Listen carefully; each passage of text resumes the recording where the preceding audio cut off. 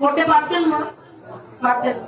আপনার শাশুড়ি খারাপ হয়েছে, ঠিক আছে, আপনি তাকে সেবা করুন, আদর যত্ন করুন, দেখবেন আস্তে আস্তে ওই শাশুড়ি এত পরিবর্তন হয়ে যাবে যে নিজের মেয়ের থেকে আপনাকে বেশি ভালোবাসবে।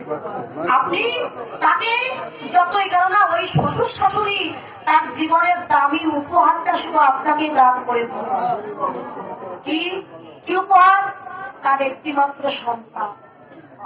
একটা সন্তানের গায়ে কত মাঝে প্রাণ হারা হয়, সেই দামি বস্তু পিতা মাতা সে আপনাকে দান করে দিয়েছে। আপনি তাকে ভালোবাসুন, আদর যত্ন করুন। একদিন, দুদিন, এক মাস, 2 মাস, 2 বছর, 3 বছর, 5 বছর, তারপরে দেখবেন আস্তে আস্তে ওই শাশুড়ি ভালো হয়ে গিয়ে আপনাকে ছাড়া আর কিছুই জানবে। ভালোবাসুন না, শ্বশুর শাশুড়ি বাবা মাকে ভালোবাসুন। আপনি শ্বশুর শাশুড়ির কাছে ভালো না হলেও আপনি ভগবানের কাছে ভালো হয়ে থাকবেন। তার কাছে আপনি ভালো হতে পারবেন, অনেক পুণ্য ফল লাভ করতে পারবেন। তাই ভাই, তুই আমার মায়ের নিন্দা যারা করিস। এই তোর মা কত ভালো আমরা কি জানি না? জানি রে তোর মায়ের কত ভালোবাসে।